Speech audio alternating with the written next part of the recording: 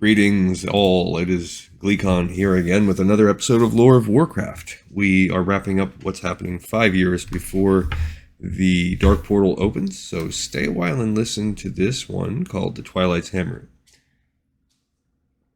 Anyone familiar with Warcraft will be familiar with the Twilight's Hammer. They're a big deal, a big part of just about everything. They are infested various regions of World of Warcraft. They also have the Twilight Highlands, so they even have like their own zone. So let's find out exactly, maybe this is their origin story. While the Horde was rising, the Pale flourished in catacombs beneath Nagrand. And remember, the Pale were those like albino outcast orcs that loved the working with the void magic, and they went under Nagrand, and that's where they ended up tapping into the decaying Naru. That was the dark Naru now, and we're just eating that void energy too. Generations ago, the Society of Exiles had tapped into the void energies emanating from Kulre, the decaying Naru contained within Oshigun. Their dark power rivaled even Fel magic in potency. Okay, so their power is different than Warlock Fel magic. Rumors of the Pale and their otherworldly abilities eventually reached Gul'dan. Though the Warlock paid little heed to the stories Kil'jaeden was intrigued. The Demon Lord pressed Gul'dan to ensure victory over the Draenei at any cost. That meant investigating the Pale and determining whether their magic could strengthen the Horde. I see, so the Fel magic is the Burning Legion. That's chaos, that's demons, ultimately Sargeras. But the void energy, that's the void lords, that's the old gods. So the Pale are different. They're more tapping into that. Gul'dan sent his apprentice Cho'Gall to learn more about the Pale. If the exiles proved as mighty as the rumors claimed, he commanded the Ogre Mage to bring them into the Horde. Cho'Gall threw caution to the wind and stormed into the Pale's underground caves.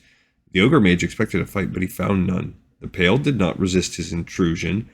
They were eager to share their prophecy of doom, which they called the Hour of Twilight.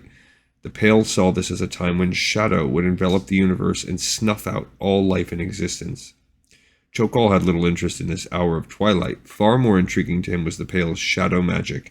He had never experienced its like, and he knew it would serve as a potent weapon for the Horde.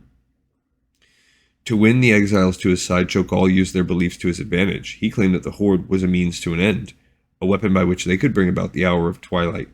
The Pale reveled in this opportunity to serve as agents of apocalypse. They committed themselves to the Horde and formed a new orc clan known as the Twilight's Hammer. As he learned to master shadow magic, Cho'Gall also began to see truth in the Pale's prophecy.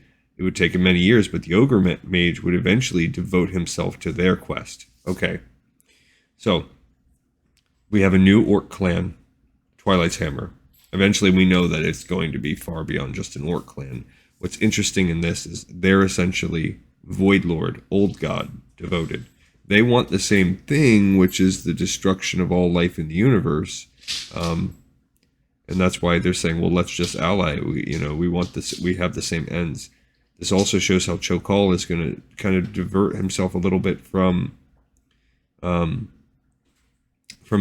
Warlock and Burning Crusade, even though he's always going to be allied with that. He's going to end up being more of an old god type, void energy, shadow magic type of person than he is a warlock. Okay, so that's neat. It's a good, interesting... It gives us a little good information about the Twilight's Hammer. I wasn't fully aware. I just haven't paid enough attention in a long time. That's what the Twilight's Hammer is really all about. Alright, another episode in the pipes, 5x5. We're going to move on to another year on the next episode of Lore of Warcraft. And thank you so much for listening. I really appreciate it.